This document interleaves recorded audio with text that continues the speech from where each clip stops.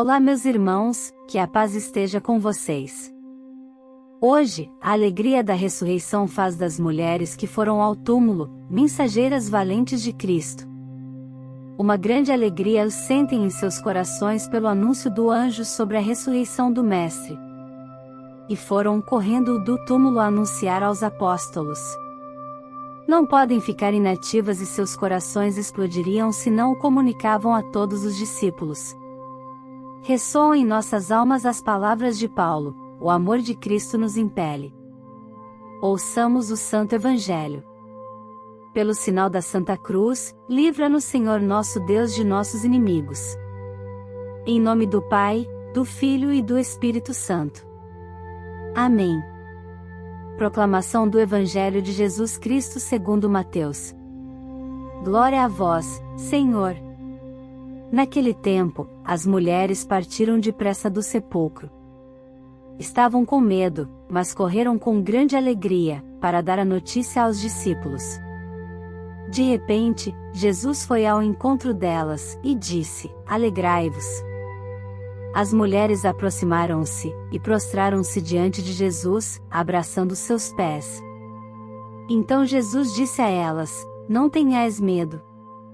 Ide anunciar a meus irmãos que se dirijam para a Galiléia.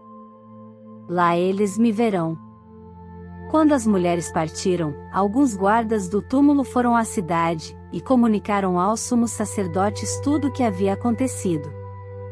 Os sumos sacerdotes reuniram-se com os anciãos, e deram uma grande soma de dinheiro aos soldados, dizendo-lhes: Dizei que os discípulos dele foram durante a noite e roubaram o corpo, enquanto vós dormíeis. Se o governador ficar sabendo disso, nós o convenceremos. Não vos preocupeis. Os soldados pegaram o dinheiro, e agiram de acordo com as instruções recebidas. E assim, o boato espalhou-se entre os judeus, até o dia de hoje. Palavra da salvação. Glória a vós, Senhor. A pior prisão é um coração fechado. Já nos ensinava São João Paulo II. É impressionante como um coração fechado nos priva das verdadeiras e eternas alegrias. Eu partilho isso com você porque nós estamos aqui diante do milagre da ressurreição de Jesus. E mesmo assim, os judeus, os mestres da lei, os fariseus, os sumos sacerdotes continuam incrédulos. Não creem que Jesus é verdadeiramente o Messias. Mesmo diante do tremor de terra, mesmo diante da escuridão que tomou conta no momento da sua morte, mesmo diante da ressurreição, e aqui nos lembramos daquela palavra do Senhor, quando nos conta a parábola do rico e do pobre Lázaro, eles não acreditarão ainda que alguém ressuscite dos mortos. Eles não acreditarão. Quão terrível é a prisão de um coração fechado. Fechado à graça de Deus, fechado às investidas de Deus, fechado à bênção de Deus. E olha que condição terrível, porque como que tentando tapar um sol com a peneira, para não dar o braço a torcer. Marcados por essa incredulidade, os judeus eles vão decaindo. Primeiro derramam sangue inocente, agora precisam subornar os soldados para eliminar, não é, a prova da ressurreição, para espalhar um boato de que Jesus não ressuscitou, foram os apóstolos que tiraram o corpo dele. Um abismo que atrai outro abismo, para sustentar aquela ideia que eles apregoaram desde o início, que Jesus não passa, não passa de um homem qualquer, não passa de um homem como qualquer outro, é um usurpador, é um blasfemo. É isso que hoje se dá no Evangelho. Por outro lado, nós estamos aqui com as piedosas mulheres, que diante do sepulcro vazio, diante do encontro que tem com o Senhor, acreditam. E por isso saem a anunciar: o Senhor está vivo, Ele ressuscitou. Saem alegres, cheias de ânimo, diante do milagre da ressurreição do Senhor. Diante desse Evangelho, nós também nos questionamos, nós também refletimos. Qual tem sido a minha postura, qual tem sido a minha posição diante das maravilhas de Deus? Será que eu tenho acolhido com fé? Será que eu tenho acolhido com fé as maravilhas que Deus tem realizado? Ou será que eu tenho apresentado um coração fechado às investidas de Deus?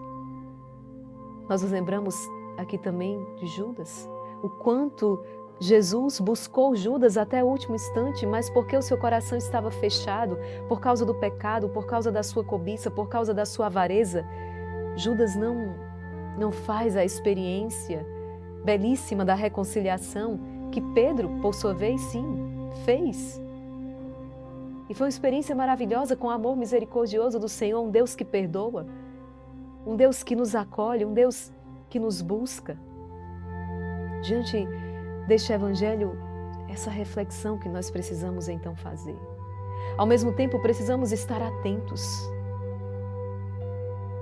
É impossível não lembrar também, diante da mentira perpetrada aqui pelos judeus, subornaram os guardas, mandaram espalhar um boato, né? Uma construção aí de uma narrativa para desacreditar a ressurreição do Senhor. Nós temos que ter muito cuidado com as histórias que nos são contadas. Como diz São Tomás de Aquino, não há prova material da ressurreição do Senhor. Quando a gente pode provar, né? Quando se prova que 2 mais 2 é igual a 4, aí você já não precisa de fé para crer nisso. Isso é ciência. Então o Senhor espera de nós fé, mas o que não significa dizer que nós estamos diante de algo irracional, não. Não falamos de uma prova material, mas São Tomás vai falar das credenciais da fé. Ou seja, um conjunto de fatos, de afirmações que nos levam a uma reflexão profunda, diante dos quais, então, eu tenho condições de dar um passo a mais, um passo na fé. Isso nós precisamos desenvolver. Nos debruçarmos, então, sobre os evangelhos, comparar um evangelho com o outro, perceber ali os indícios, diante daquele argumento de que os apóstolos teriam inventado a ressurreição do Senhor, como? Se são os próprios apóstolos que no primeiro momento têm uma dificuldade de crer. Lembre-se de São Tomé, eu não acreditarei se eu não colocar a minha mão na chaga, no lado aberto. Lembremos-nos dos 2 discípulos a caminho de Emaús, completamente descrentes da ressurreição do Senhor, até que veio o Senhor. Então não há cabimento dizer que foi uma invenção dos apóstolos. Eles foram ali os primeiros a terem uma dificuldade inicialmente em crer. Como disse o Senhor ontem no Evangelho, eles ainda não compreendiam as Escrituras. Além disso, estavam abalados emocionalmente, psicologicamente, se sentindo fracassados, amedrontados. Veja, depois esses homens vão dar a vida por Cristo. Como dariam a vida? Por uma mentira? Não, eles vão dar a vida exatamente pela verdade da ressurreição, porque aquilo que eles anunciam é o Cristo ressuscitado. E todos eles darão a vida exatamente por esta verdade. Cristo ressuscitou, Ele está vivo. Então, nos debruçarmos sobre os fatos, compararmos, fazermos as nossas elucidações, refletir e aí concluirmos. Mas de maneira honesta, buscando sempre a verdade, sermos então capazes de dar um passo na fé. Não acreditarmos em qualquer narrativa que nos chega. Impossível não me lembrar aqui a minha grande decepção, porque uma das disciplinas que eu mais apreciava no meu período escolar era a disciplina de História. Nossa, como eu gostava das aulas de História, como eu gostava de aprender, não é? Como se deram os acontecimentos, como chegou-se até uma guerra, como que se finalizou uma guerra, como é que se dava os pactos entre as nações, como é que se ia formando ali a cultura dos povos, enfim, como é belo estudar a história do Brasil. Mas quanta decepção, quando eu percebi que grande parte daquilo que me foi ensinado na escola não passou de uma narrativa a serviço de uma ideologia, que passou ali muito longe da verdade dos fatos, dos acontecimentos. Os acontecimentos que foram deturpados para servir a causa revolucionária, para servir a revolução por eles pretendidas. É o que os judeus estão fazendo aqui hoje, subornando os guardas, montando a narrativa para desacreditar na ressurreição. Então nós queremos a verdade dos fatos, né? Tinha um professor que dizia assim, me dê os fatos, que eu lhe entrego o direito. Ele era professor no curso de direito. Me apresente os fatos e eu lhe dou o direito. Ele era juiz. Interessante isso, né? Então, nós queremos os fatos. E hoje nós estamos aí diante de uma mídia que distorce os acontecimentos, manipulam através das narrativas a nossa maneira de pensar e de enxergar os acontecimentos. E nós precisamos ter muito cuidado com isso. Quais são os fatos aqui? O sepulcro está vazio. Quais são os fatos aqui? Jesus aparece às piedosas mulheres. Quais são os fatos aqui? Jesus come com os seus apóstolos, mesmo após a sua morte. Prova da sua ressurreição. Quais são os fatos aqui? Jesus entra na sala onde os apóstolos estão, mesmo a portas fechadas. Quais são os fatos aqui? Ele aparece para os discípulos de Emaús. Quais são os fatos aqui? E aqui nós temos tantos desdobramentos a partir desse acontecimento. O próprio fato de as mulheres terem sido escolhidas como testemunhas da ressurreição numa sociedade que as desconsiderava, que não considerava aquilo que era dito pelas mulheres, elas não gozavam, não é dessa autoridade, digamos assim, desse respaldo. Mas mesmo assim o Senhor as escolhe para que elas anunciem, testemunhem, anunciem a ressurreição aos apóstolos. Então, antes de tirarmos as nossas conclusões, isso eu estou tentando trazer essa reflexão para a nossa atualidade. Antes de, ao escutarmos ali uma conclusão que um noticiário, um jornal nos apresenta, pesquisemos mais a fundo antes de passar aquela informação adiante. Como, por exemplo, a própria questão ambiental. Nós aprendemos na escola, de um jeito, que o homem é o grande predador do planeta, né? Que o homem é o inimigo. É o homem que deve ser destruído em nome da fauna, da flora, né? Dos animais.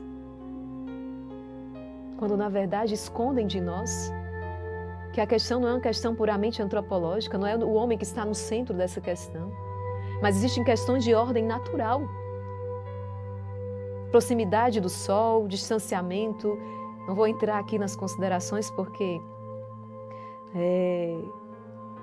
não é o momento e esse espaço não é para isso, mas unicamente para ilustrar e dizer, precisamos ter cuidado com esse tipo de narrativa.